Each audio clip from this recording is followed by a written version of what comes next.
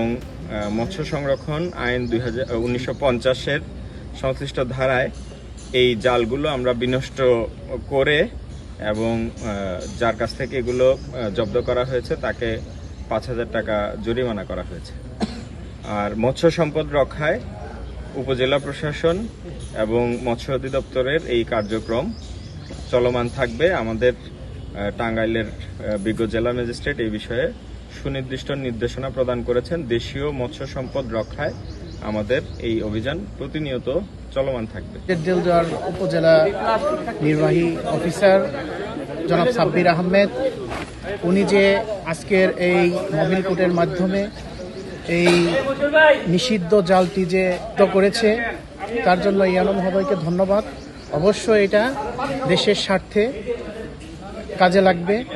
মৎস্যপোনা যাতে এই নির্মূল না হয় সেই লক্ষ্যে ইউনো স্যার যে ভূমিকা রেখেছে তার জন্য অসংখ্য ধন্যবাদ, এবং কি এটা দেশের স্বার্থে অবশ্যই কাজে লাগবে। ধন্যবাদ। আজকে আমাদের দেলদুয়ারে চায়না জাল জব্দ করেছেন। আমরা চাই এটা সারা বাংলাদেশেই এরকম চায়না জাল জব্দ হোক, কারণ এই চায়না জালের কারণে মাছগুলো, টিমালা মাছগুলো তারা বংশবিস্তার করতে পারছে না। এই জন্য আমরা আগের মতো মাছ পাচ্ছি না। আমরা জানি যে আমরা ভাতের মাছে বাঙালি, কিন্তু এই কথাটি এখন আমাদের মধ্যে আর এখন নেই। কারণ আমরা এখন চাষের মাছ ছাড়া আমাদের চকে আমরা চকে বা পাগারে আমরা বলি যে মাছগুলা আগে পেতাম, এই মাছগুলো আমরা এখন পাচ্ছি না। এই জন্য ইনু মহোদয় স্যারকে আমরা আন্তরিকভাবে ধন্যবাদ জানাচ্ছি। দেলদুয়ার উপজেলায় সুযোগ্য টাঙ্গাইল জেলা সুযোগ্য জেলা ম্যাজিস্ট্রেট, জেলা প্রশাসক এবং জেলা ম্যাজিস্ট্রেট এবং টাঙ্গাইল জেলা সুযোগ্য জেলা মৎস্য অফিসার জনাব আবুল কালাম আজাদের দিক নির্দেশনা এবং সারা দেশব্যাপী আমাদের এই নিষিদ্ধ জালের যে প্রাদুর্ভাব দেখা দিয়েছে, এটার এগেনস্টে আমরা মৎস্য সম্পদকে সুরক্ষা করার জন্য উপজেলা নির্বাহী অফিসার এবং বিভিন্ন ম্যাজিস্ট্রেটের নেতৃত্বে আজকে দেলদুয়ারের বিভিন্ন স্পটে আমরা মোবাইল কোর্ট এবং অভিযান পরিচালনা করি।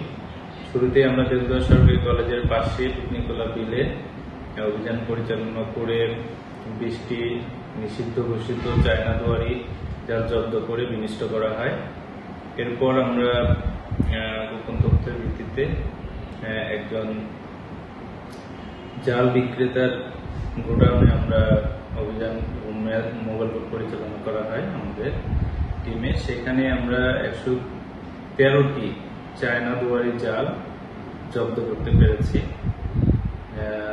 জব্দকৃত জালগুলো উপজেলা প্রশাসনের নেতৃত্বে দেলদুয়ার থানার পুলিশ ফোর্সের সহায়তায় আমরা জব্দ করে নিয়ে আসি এবং এগুলোকে বিনষ্ট করা হয়।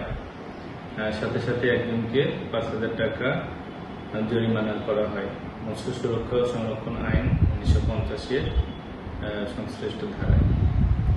এই কার্যক্রমগুলো আমাদের অব্যাহত থাকবে, সকলের সহযোগিতা কাম্য।